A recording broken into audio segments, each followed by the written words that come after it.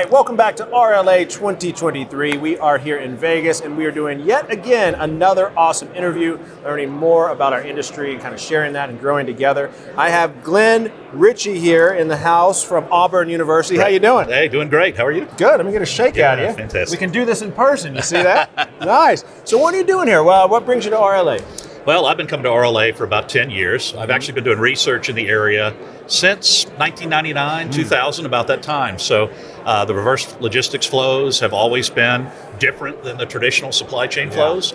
And so it became kind of an interesting and ripe area to examine and to dig into. And in this day and age, it's kind of the backbone of what sustainability is in the world today. So there are plenty of companies that are out there. They're saying, look at our mission. This is what we're trying to do. But the execution of that mission is really in the hands of the people that are at this event. And it makes it a very nice fit for the work that I do in international business. What do you do? So we look at kind of strategic ways to react to disruption. And so we've been doing a good bit of work trying to come up with some new paradigms and suggestions so that managers can go in and kind of follow a thought process. Were you working on this sphere prior to COVID? Yeah, I would say that we've been working on the idea for about a decade. Okay. But we had, 3 different disruptions over the last 3 years. People think about 2, but the reality is we didn't just have the war, which caused a pretty serious disruption. The pandemic, which was one of the most amazing disruptions of anyone's lifetime. But we also had tariff disruptions before that. We had this attempts to balance the playing field, and that kind of sent some shockwaves through the system about where your suppliers are, where they move, and where the source of supply and the end placement of the product ends up after the reverse flow. So we're trying to talk about some of those things and get people ready for whatever the next issue is. That's amazing. So you, being in the position that you were prior to COVID, even though that wasn't your, obviously a pandemic wasn't the main thing you were necessarily thinking about, what things did you have in place that were kind of beneficial to have there before COVID even showed up? Yeah, it's a good question. I think I'll answer it a little bit differently. Sure. The reality is that, we have spent decades in logistics and reverse logistics working to try to optimize things with a real focus on cost, especially in reverse logistics, and then logistics as a whole is time. And so optimize those things. And the reality is that made us pretty lean, pretty thin, and trying to deal with some of the problems that might pop up. There wasn't safety stock, there wasn't a backup system if one went down, so we'd end up in a position where we couldn't adapt, we couldn't be flexible, we couldn't be agile, we couldn't respond. And so that's what this thought process and paradigm is hoping to do. It's hoping to get managers to think about, can we change our structure? Can we change our structure in a way that we can be adaptable to the problems that will pop up as we move forward? For these folks right now, outsourcing is a big question.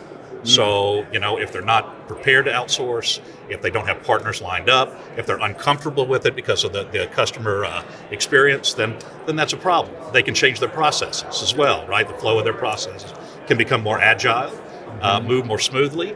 And so thinking about how they adjust those types of things, maybe through technology, maybe through partnerships is another issue as well. And then finally, for these folks, and who we all think about with the customer experience, it's policy. Yeah. Because returns policy has been very, very lenient over the years. People buy 5, 6, 7 versions of something and then return all but one. And, I might or might not have done that before. and those are the type things that we have to reconsider because it's difficult to respond to other situations if your inventory is misplaced because of the way the consumer's behaving. And then I also got to say, not to interject, but just for me as a more of a layman perspective, a lot of those times when I may or may not have done what we just mentioned, if I didn't have that opportunity, I likely wouldn't have bought to begin with. Right. So I may have returned 2 things, but I bought one thing that I would not have bought previously. That's right. Just in my case. Yeah, I mean, it's a consumer experience model, and it's important to make sure that you're doing what the customer wants. Yeah. I think that there are some opportunities there to look for more opportunistic customers, and maybe try to get them to work with you.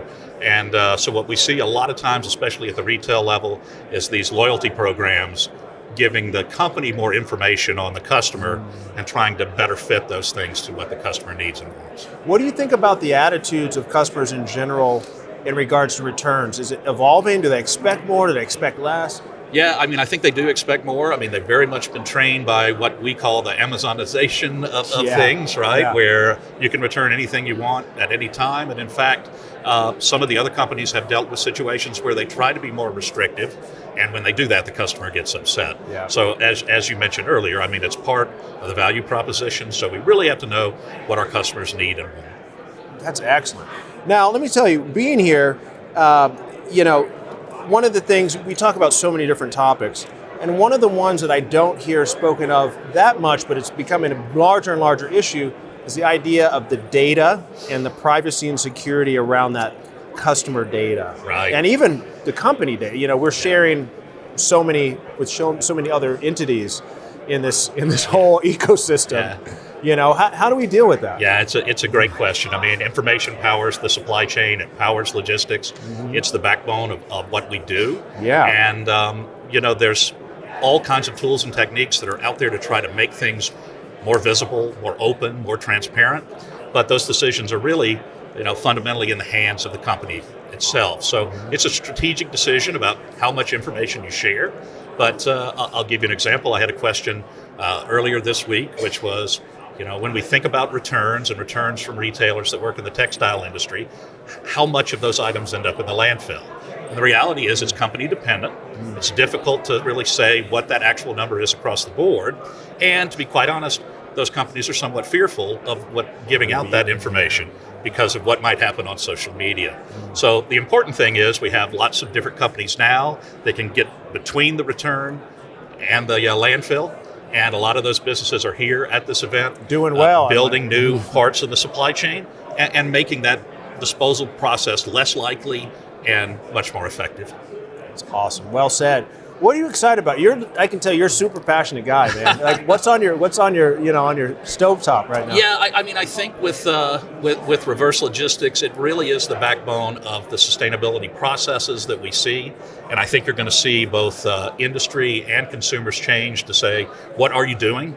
And I think that where these companies are going to have to go is to the people that work in reverse logistics to say, this is the process we have in place. This is actually what's going on, and to this day, major corporations still don't invest in reverse logistics the way they should, because like all transportation and logistics, they think of it as a cost center.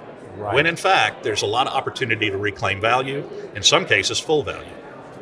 So that's exciting. It's good stuff. That's exciting stuff. What do you tell the folks watching at home, kind of, that weren't able to make it this year, and what are some of the things that you think you want to impart with your viewers at home? Yeah, I mean, I think that there's a lot of exchange that goes on here that you wouldn't get in any other situation. It's live, it's active, people are very involved in the event, and it's a very friendly and supportive style event. So it's one of my favorite things to come to, and I hope I'll get to see the other folks here sometime. Man, it's great having you here, Glenn. Okay. Thank you so much. Thank you Shout very out to much. Auburn. Thank you guys for watching. If you need to know more, just keep watching more videos. We have the content here at IDX TV. We'll see you guys later. RLA, Las Vegas. Cheers.